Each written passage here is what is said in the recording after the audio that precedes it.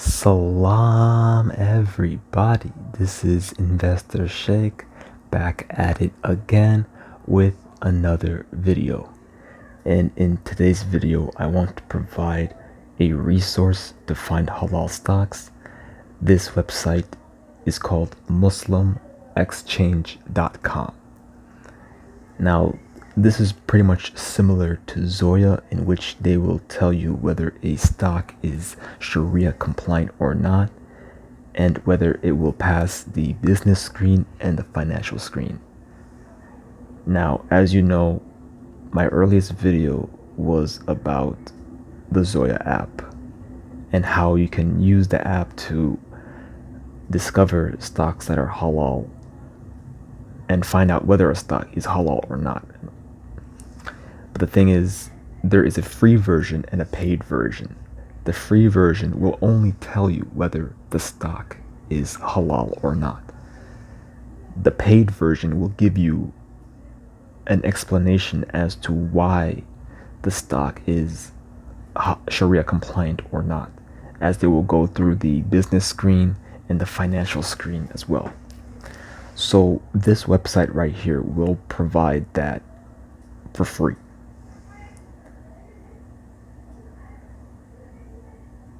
So let's take a look at what this website is about. Halal stock screener is just the start. MuslimXChange is a beginning, inshallah, to a platform that connects us and our commerce through our Islamic values. We are happy to have launched a Sharia stock screener, alhamdulillah, which currently screens over 11,000 US stocks. Please check our article on the Sharia screening methodology we adopted in this regard. We will be adding more markets one by one and getting on board Sharia advisors, inshallah. We seek Allah's help and facilitation. And the founder of MuslimXChange is Faraz Omar. He has an MBA in finance and learned Islam for many years under competent scholars and teachers. He has studied an Islamic finance course under Dr. Sami Al-Suwailam. He's also the founder of Muslim Inc. and an investor in the stock market. So he is well experienced in finance and has really decided to give his contribution to the Muslim community when it comes to investing. So let's take a look at their methodology. We most closely follow the Indonesia Sharia Stock Index standard. So the business screen is the way to determine whether a company is halal or not based on the operations of that company. So MuslimXChange screens against the following type of companies if they are involved in the following: alcohol, gambling, movies, music, and related haram entertainment, tobacco, financials, insurance, pork, cannabis.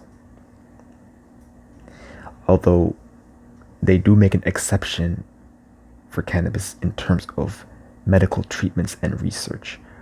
If it's purely recreational, then it is not compliant.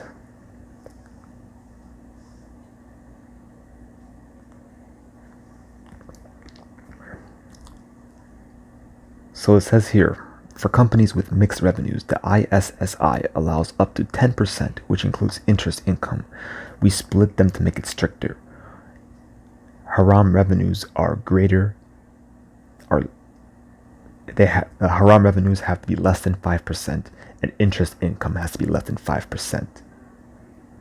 If it exceeds 5%, then it would be considered Sharia non-compliant based on the Indonesia standards.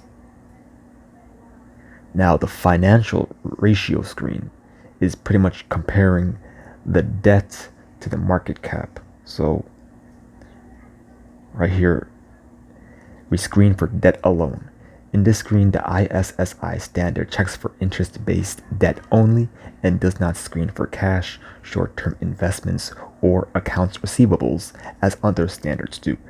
It appears the ISSI standard compensates by including interest income in its screening process. Some standards like S&P 500 and DGIM, which I believe is Dow Jones, have excluded interest income from their screening because they check for cash. We adopt this method because we believe in it.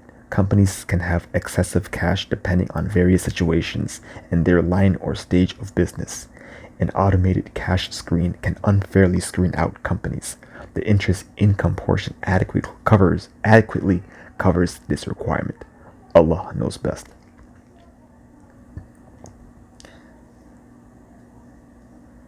So the financial ratio screen is based on such an ijtihadi framework that scholars have developed. It is very much possible that the scholars may come up with something even better than the current criteria. Also, this is why standards differ in the details.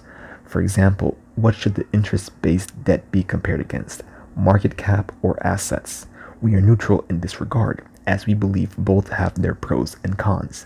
The debt criteria most standards follow is around 33%. Indonesia's standards is at 45%, which I think is pretty generous.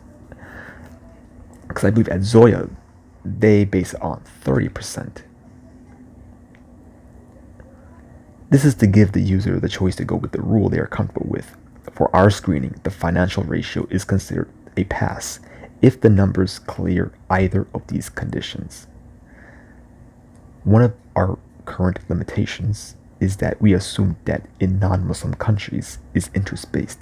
If a company has interest-free debt, then our screener will not differentiate. So that's something to keep in mind.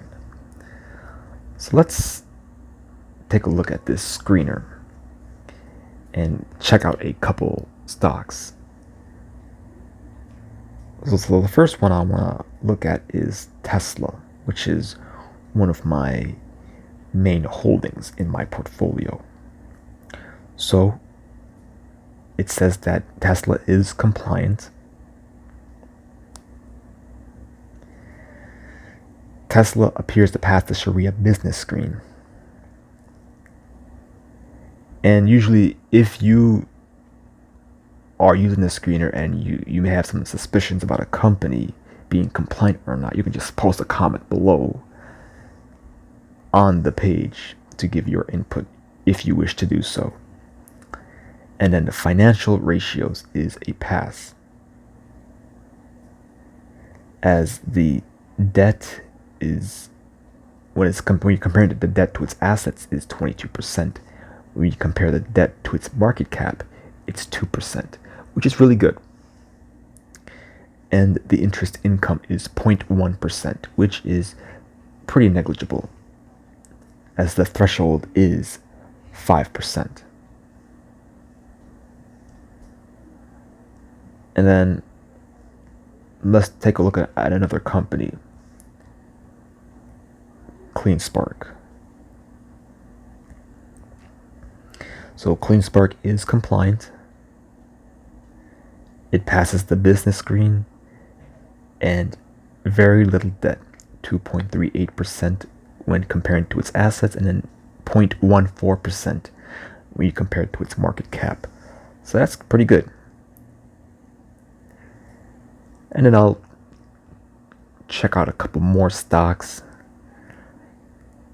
I'm trying to think of one that is obviously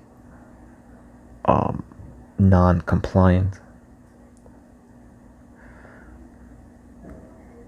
Kroger. Oh, actually, it's funny because on Zoya, they say it's non-compliant. Okay. So here's the thing right here.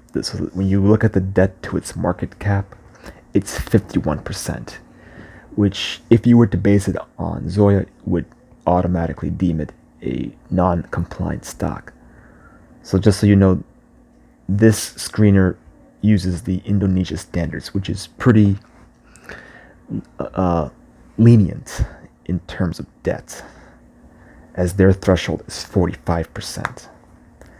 But it does exceed it, so I don't know why it says it's compliant.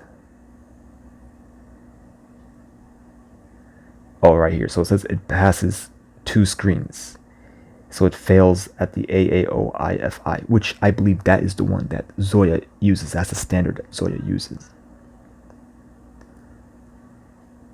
So let's take a look at one more stock. I'll just probably do a meme stock, Gamestop. Oh, well, what do you know? It's compliant according to the stock screener. Wow. So 14% debt to its assets, and then 7.22% to its market cap, and 0.04% interest income. So this website is telling me that GameStop is a halal company.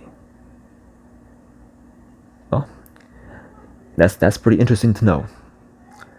So this is MuslimXChange.com. This is a website that you would use to look up companies and find out whether they are Sharia compliant or not. They use the Indonesia standard, which is different than the AAOIFI standards that Zoya uses, so keep that in mind. And this tool is free to use. I'll put the link on my description below. This is Investor Shake checking out. If you're not subscribed, please do so. I'm almost to 200 subscribers.